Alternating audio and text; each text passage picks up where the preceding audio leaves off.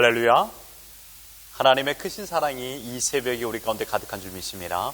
오늘 우리는 요한복음 18장 12절로 14절과 19절로 21절의 본문을 통하여 나의 만족이라는 제목으로 하나님의 말씀을 함께 나누도록 하겠습니다. 오늘 본문은 기드론 시내 건너편, 그러니까 겟세마네 동산에서 예수님께서 잡히시고 나서 일어난 사건입니다. 13절을 보십시오.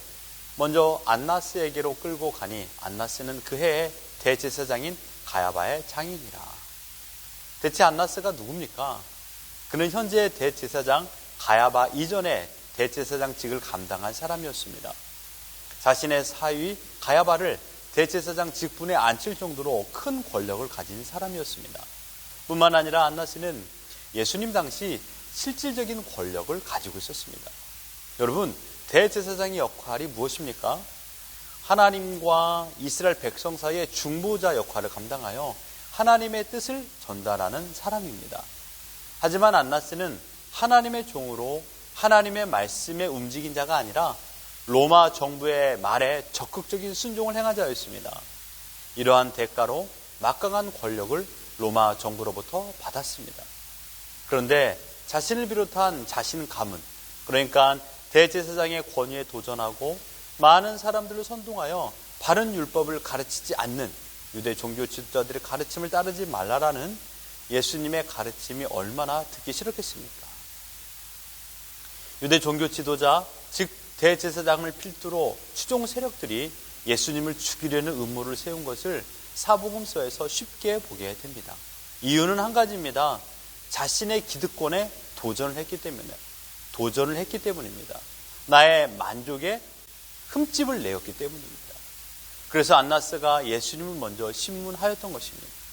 그 당시 대제사장 가야바도 안나스와 동일한 시각을 가진 자였습니다. 14절에 가야바를 소개하고 있습니다. 가야바는 유대인들에게 한 사람이 백성을 위하여 죽는 것이 유익하다고 권고하던 자라라.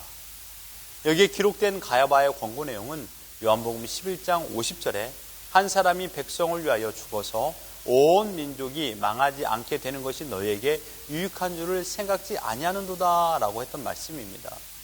안나스와 가야바를 비롯한 집권 세력인 유대 종교 지도자들은 예수를 잡아 죽이는 것에 혈안이 되어 있었습니다.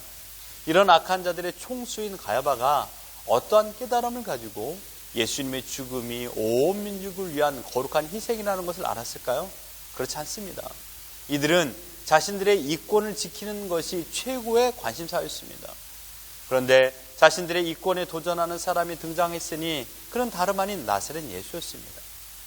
이스라엘 백성들을 놓고 생각해 본다면 대제사장은 여러분 하나님께서 세우신 사람이었습니다. 그런데 대제사장인 가르침보다 예수의 가르침에 이스라엘 백성들이 감동을 받는 것입니다. 심지어 많은 이적과 기사를 통하여 백성들에게 필요한 것을 공급하였습니다. 백성들에게는 최고의 유익을 주는 사람이 예수였습니다. 하지만 백성들에게 유익할수록 대제사장 무리들에게는 불리한 존재라는 것을 여러분 아시죠? 왜냐하면 예수님의 존재는 자신들의 지배와 기득권의 권위를 위협하기에 충분했기 때문입니다.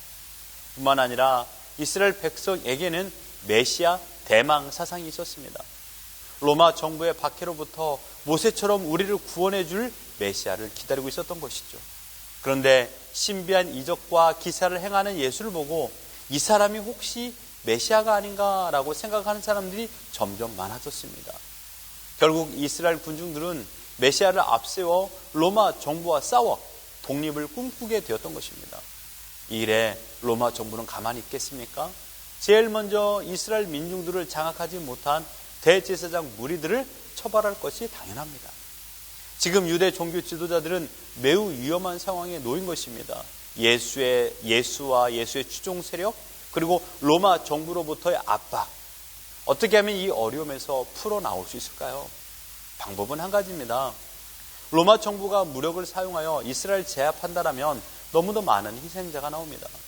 이러한 희생을 줄이고 자신의 입지를 지킬 수 있는 방법은 이 예수만 죽이면 해결된다는 것입니다. 그래서 한 사람이 백성을 위하여 죽는 것이 유익하다라고 말한 것입니다. 이 말은 자신들의 이권을 지키기 위한 인간의 악한 생각 속에 나온 말입니다. 분명 예수님의 죽음은 모든 사람을 위한 틀림없는 사실입니다. 하지만 이스라엘 백성을 구원하기 위한 죽음이라고 믿고 말한 것은 아닙니다. 이들의 머릿속은 오로지 자신의 권력을 유지하는 것에만 가득 차 있었습니다. 하나님의 대변인이라고 말하는 대제사장이었으나 하나님의 뜻에는 아무런 관심이 없었습니다. 그리고 예수님을 신문하는 내용이 나옵니다. 19절에 대제사장이 예수에게 그의 제자들과 그의 교훈에 대하여 물으니, 여기에서 예수님을 신문한 대제사장은 안나스입니다. 24절에 보면 안나스가 예수를 결박한 그대로 대제사장 가야바에게 보냅니다. 예수님은 첫 번째로 안나스 대제사장의 신문을 받았습니다. 그리고 가야바에게 보내진 것입니다. 신문의 내용은 제자들과 그의 교훈이었습니다. 먼저 알아야 될 것은 신문한 내용이 무엇입니까? 이유가 무엇입니까? 예수를 잡아 죽이는데 합당한 명분을 찾기 위한 것입니다. 아무런 이유 없이 그 어떠한 사람도 죽일 수는 없습니다. 특히 로마법은 매우 까다로워서 함부로 사형의 판결을 내릴 수 없었습니다. 그래서 예수님을 음해하고 고소거리를 찾기 위하여 신문하고 있는 것입니다.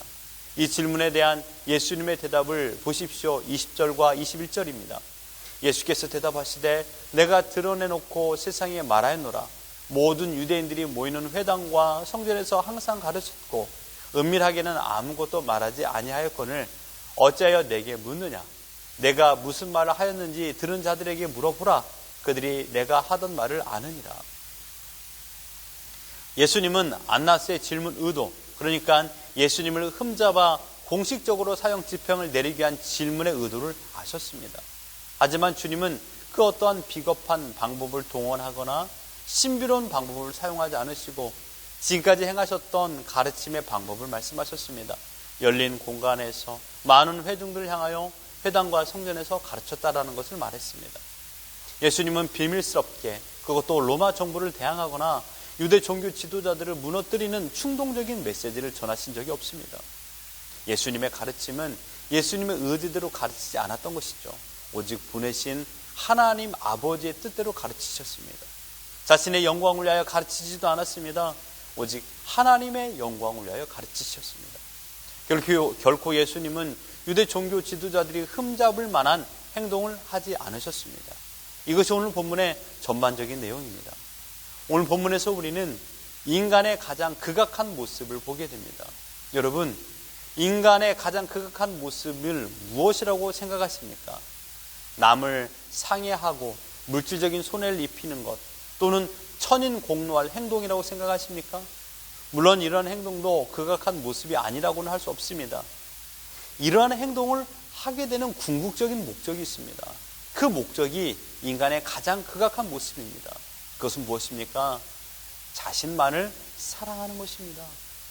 모든 죄의 최정점에는요, 나라는 존재가 있습니다. 나의 만족.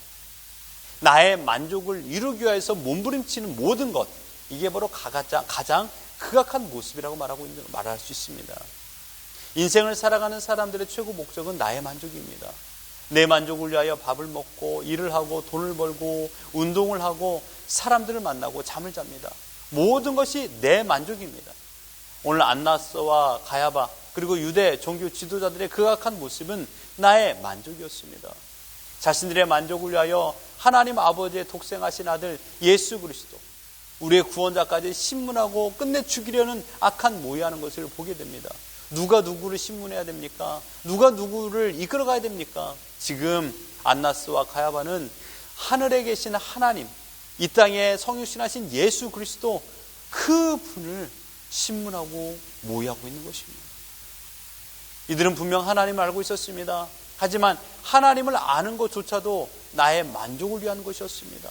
즉 하나님도 나의 만족의 도구일 뿐입니다.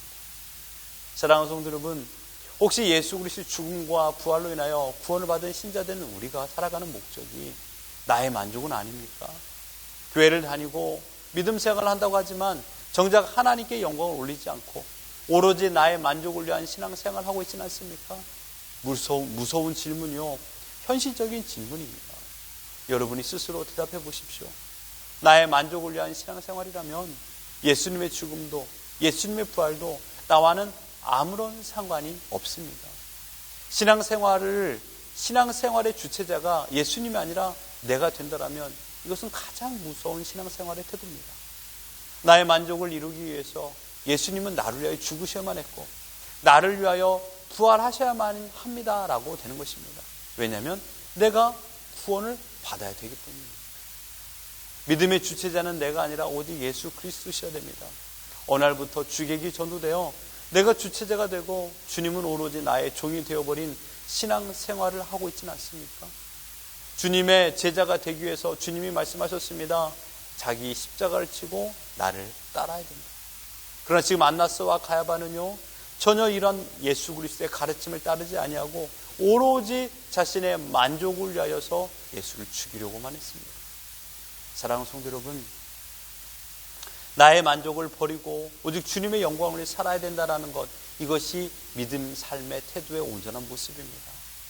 오늘 나에게 최고의 적은 바로 나 자신입니다.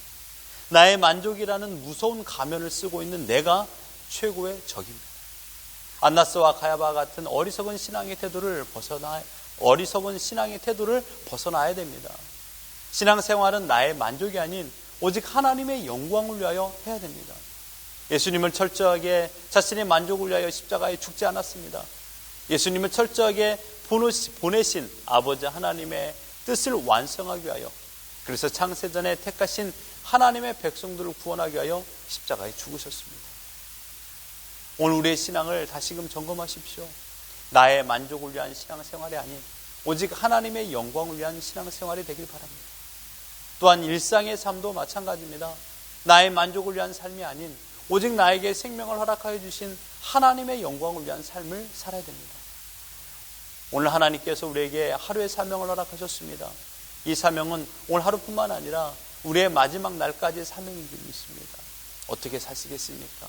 우리는 나의 십자가를 지고 주님을 따라야 됩니다. 나의 만족을 쫓아 살아가는 것이 아니라 예수 그리스도의 가르침을 따라 살아가야 됩니다. 그 가르침은 무엇입니까? 오직 하나님의 영광을 위해서 살아가는 것, 이것이 우리의 사명인 줄 믿습니다. 내 만족을 따라 살아가면 끝내는 나를 죽일 뿐만 아니라 내 옆사람까지 극악한 피해를 주는 것을 우리는 보게 됩니다. 명심하십시오. 우리 신앙의 삶의 목적은 나의 만족이 아니라 즉 하나님의 영광을 위해서입니다. 주님께서는 끝까지 하나님의 영광을 위하여 자신의 모든 생명을 내어주셨습니다. 오늘 우리가 이 마음을 가지고 사십시오. 이 믿음을 가지고 사십시오. 나의 만족을 버리고 주님의 영광을 위해 살아가는 우리 모두가 되기를 예수 그리스도 이름으로 축원합니다.